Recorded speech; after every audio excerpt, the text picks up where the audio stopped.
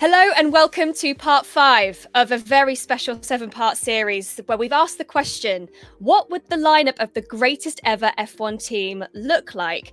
From race engineer to team principal, lead driver to chief designer, and even the rarely coveted number 2 driver spot. We've set out to build an F1 team made up of the best there has ever been. Our in-house panel, made up of all of our global F1 experts, have all picked individuals throughout history that they believe are the greatest of all time. And in this series, we'll be discussing the careers and the worthiness of the individuals that have made it into the top 3 for each job role. I'm Jess, your host, and today I'm joined by James Allen, John Noble, Alex Kalinauckas, and Roberto Chinchero. Welcome, guys, and thank you for joining me. Today, you are here to help reveal who we've collectively picked as our number 2 driver. Now, I feel like this is going to be one of the more controversial elements of this team, but as we've seen countless times, getting the driver pairing and relationship correct is often crucial to the success of a team. So before we reveal our top 3 in this position, John, why do we have number 2 drivers in F1?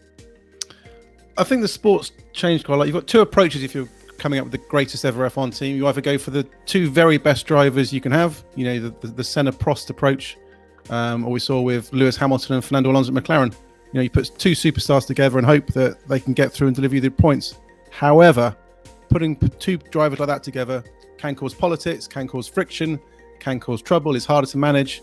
So as we see more and more now, and as we've seen the last week with Sebastian Vettel and Charles Leclerc, and why Red Bull don't want Sebastian Vettel alongside Max Verstappen, teams don't want 2 alpha males.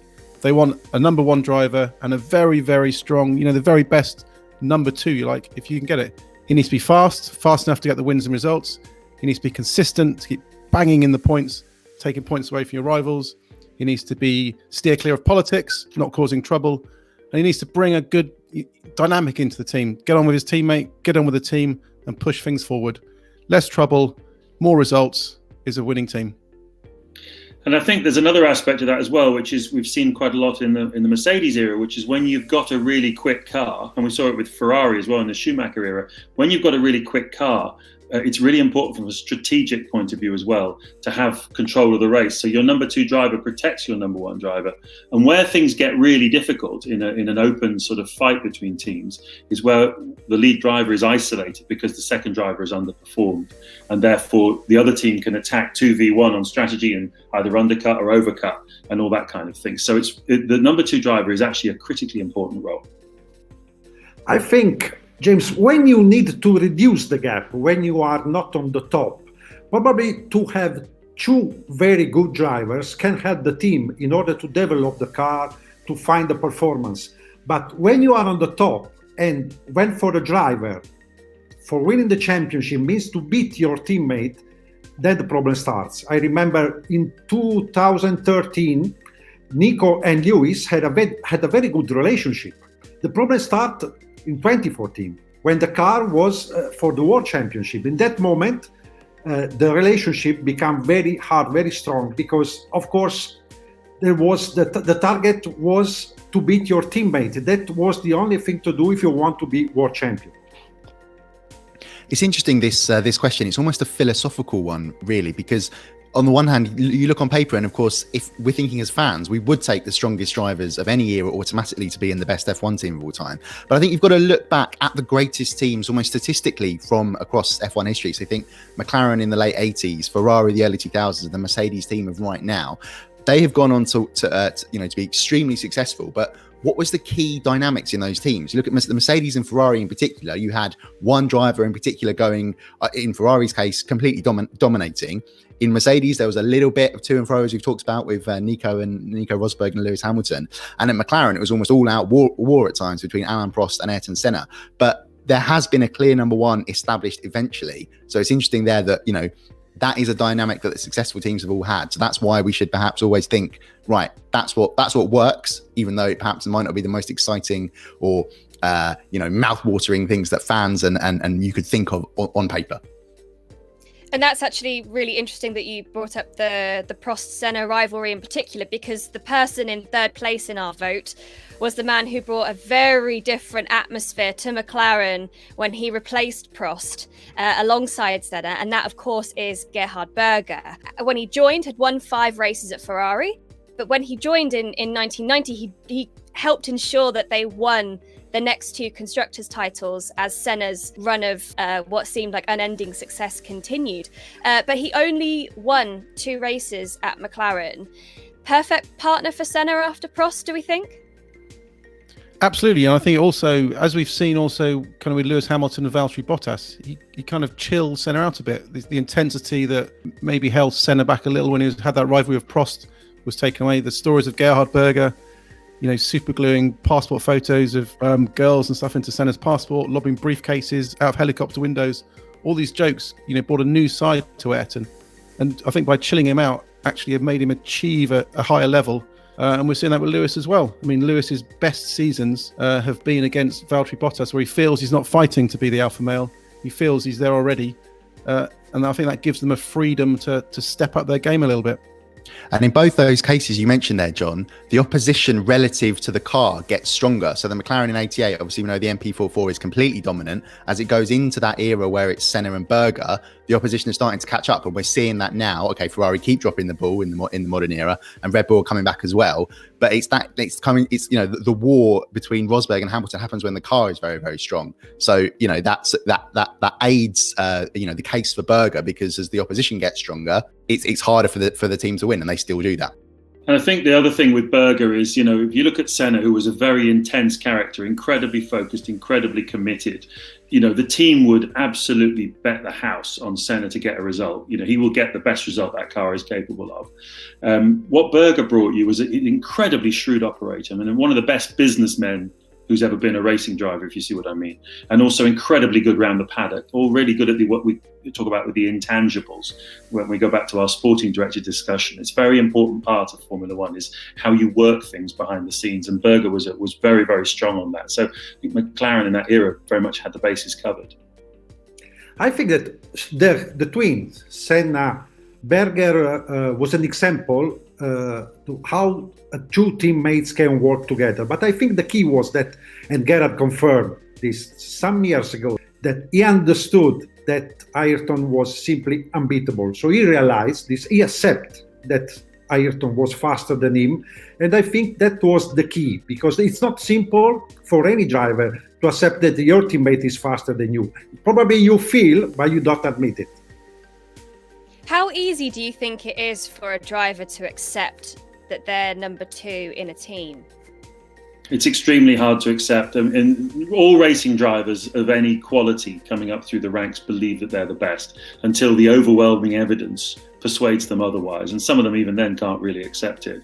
But I think in a situation like that, when you're up against Ayrton Senna, who's got his unbelievable, qualifying record and the things that he could do in a racing car, it's very, very hard not to sort of have to face up to reality. And I think the interesting thing about Berger in comparison with the other 2 drivers that we picked in our top 3 in this number 2 category is that he was a mature driver at this point. He was mature when he was accepting that he was Senna's number 2, whereas the other 2 were drivers whose careers might have developed a bit further had they had the chance to.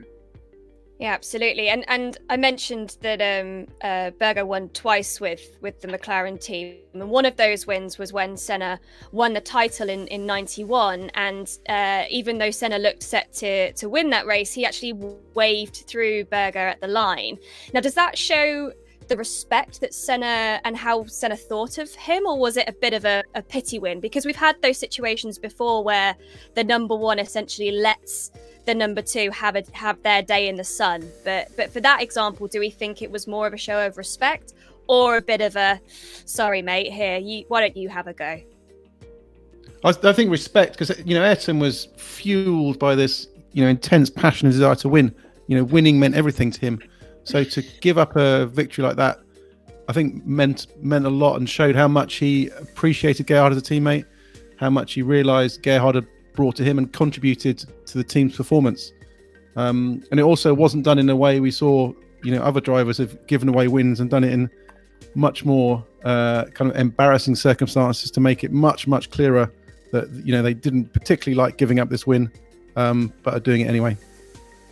I remember that, of course, in the end, Gerhard Berger won the Grand Prix in Suzuka, but he gave the victory to Gerhard, but he wanted to show everybody that he was that day the faster on the track. So in some way, he humiliated a little bit Gerhard because he recovered a lot of time compared to Gerhard. And then he showed everybody, okay, you are winning, but I'm offering you the win. And that was typical of AI. Yeah, absolutely. Now, let's move on to our number two driver. Now, I can't imagine that's a position that many would want to hold, but I think we'll find later on the reason being that our number one is one of the all-time greats. But let's focus on the number two, and that's Ronnie Peterson. He marked himself out as one of the finest drivers of his era and became the lead guy at Lotus earlier in the 70s. But when you're partnered with Mario Andretti, it's quite tough to be able to keep up that level of performance, isn't it? To speak about Ronnie Peterson as a number two is terrible for me. I was a very big fan of Ronnie Peterson, but it's completely different situation at that time compared to now. I don't think now, for example, Carlos Sainz is number two because in the contract there is the condition that is number two. That was the case of Ronnie Peterson. He signed a contract with Colin Chapman when he was the number two on the team. So he had no chance to beat Mario Andretti. He must stay behind him. That was the contract, and for sure it was a chance for him to win some races because the car was fast. But he already knew before the season started he has no chance to win the championship.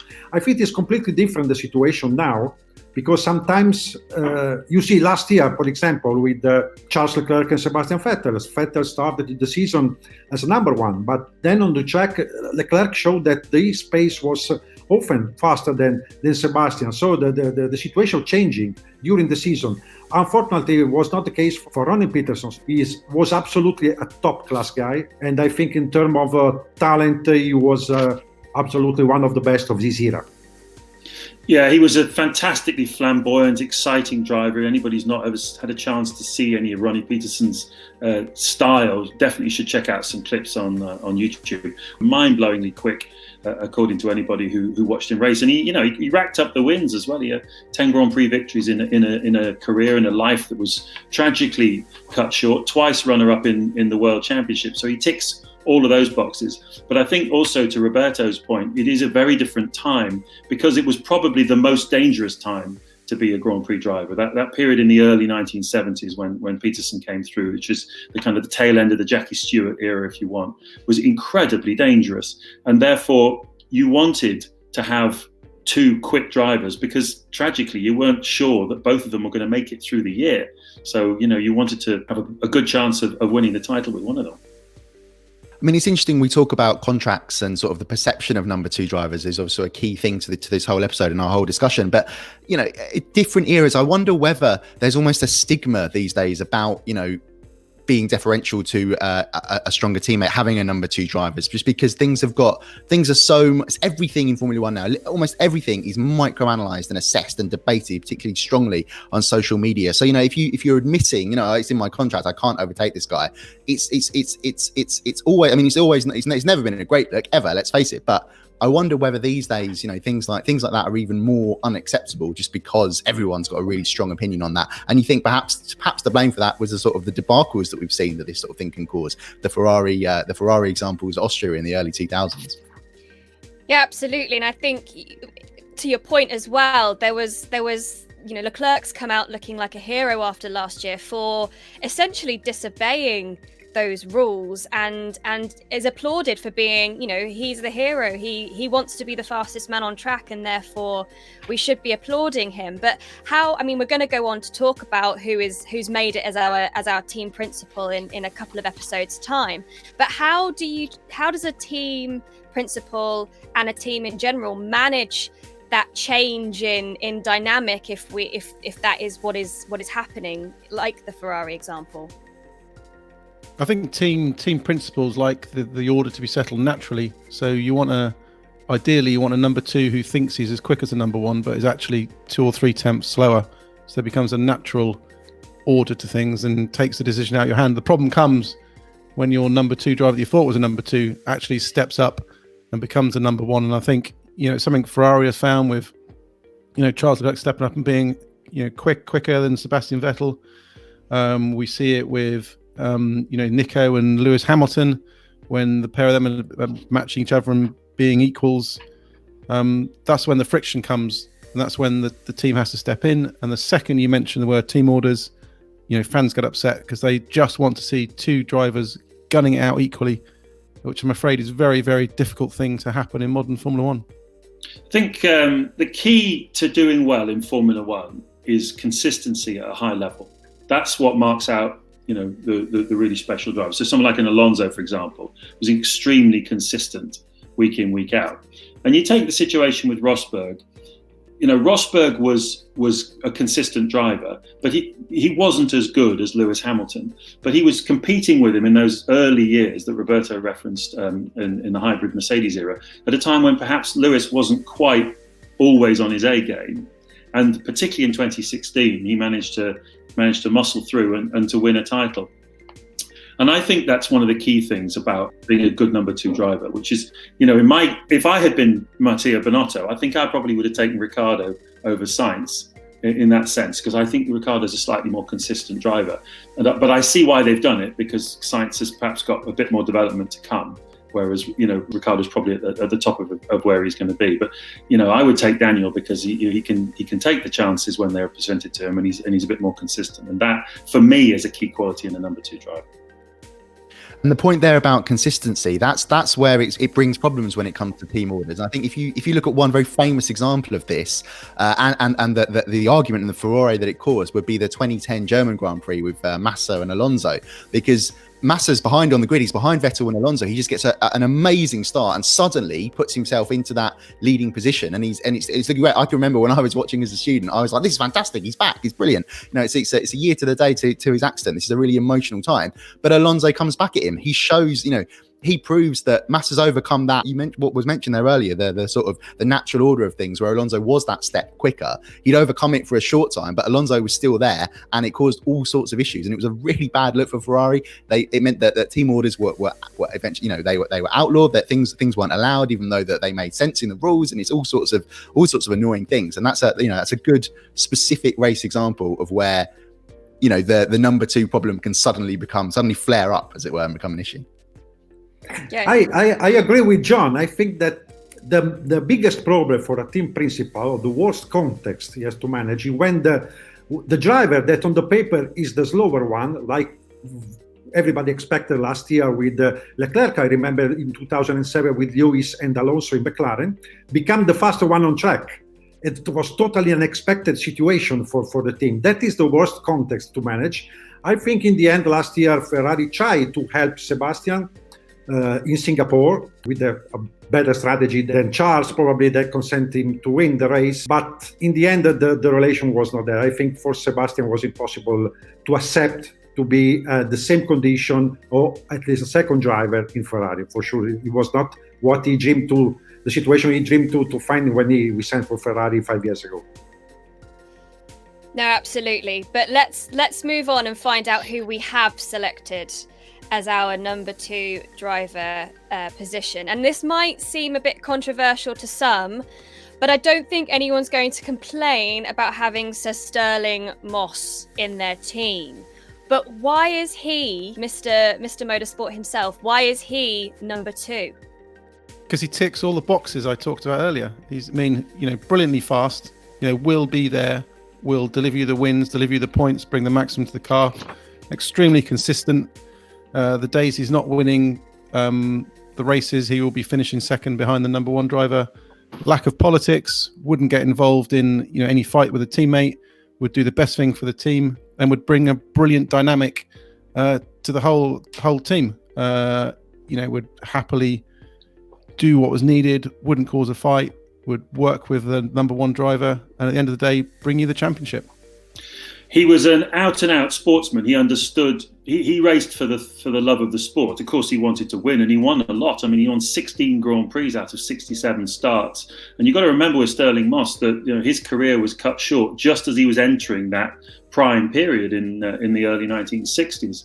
He would have gone on to be a multiple world champion.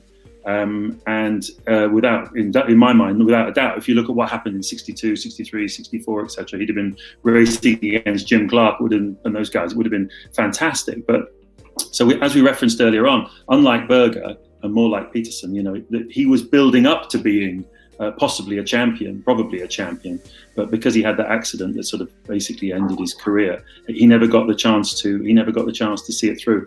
So it was interesting that I did an event with him and Stirling Moss and Lewis Hamilton in 2007, when Hamilton, quite early in the year, when Hamilton was ostensibly the number 2 driver to Alonso at McLaren. And it was really, really interesting because Stirling said that he felt he saw a lot of himself in Lewis. So without wishing to be big-headed, a lot of natural talent, a real ability to drive a racing car, to feel a racing car, tremendous speed, and obviously youth at that time in Lewis's case. And he felt that the dynamic with him and Alonso was a bit like the one between Stirling and Fangio at the beginning of his career in the 1955 at Mercedes, where Fangio was racing against him and Moss beat him at Aintree at the British Grand Prix famously. Never quite sure whether Fangio gifted it to him, like Senna clearly did with Berger, or whether Moss had actually beaten the maestro on the day, the greatest driver of his era. And I think that's a lovely little twist. And even to his dying day, he never really was 100% sure whether that win had been gifted to him. But I really love that parallel that Moss saw himself with Hamilton. Hamilton went on to become what he's become, and obviously Moss maybe would have done, maybe not. I mean, this is an example of the classic problem with the Formula One debate, especially when we're comparing eras, is because things are just so different. For example, we know that Stirling Moss lost the world title in 1958 after he'd argued against the penalty for the eventual champion Mike Hawthorn at the Portuguese Grand Prix. It's very hard to imagine any driver in 2020 doing that.